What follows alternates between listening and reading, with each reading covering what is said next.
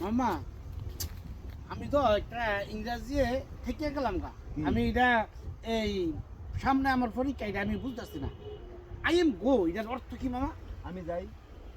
আরে যাই না একটু পরে একটু অর্থটা কয়ে দিয়ে যা আরে আমি যাই। আরে মামা যা রে কইতে ওই কথাটা কয় আই আমি যাই তো তো কইলে কি হয় আপনারা আরে এটা অর্থ আমি যাই। হুর মিয়া তো ভালো লাগছে লেফরা করছে আপনি ভাই লেফরা করাইছে বা লেফরা না করাই যদি তো গরু কিন্তু আমি তো এতদিন ভালো লাভবান হইতাম না আবার কবল আমরা শিক্ষিত শিক্ষিত একটা ছোট একটা প্রশ্ন করছে মিয়া এটা কইতে না যারে জিগাইতে ওকে আমি যাই এটা কোনো কথা হইলো আরে আমি যাই।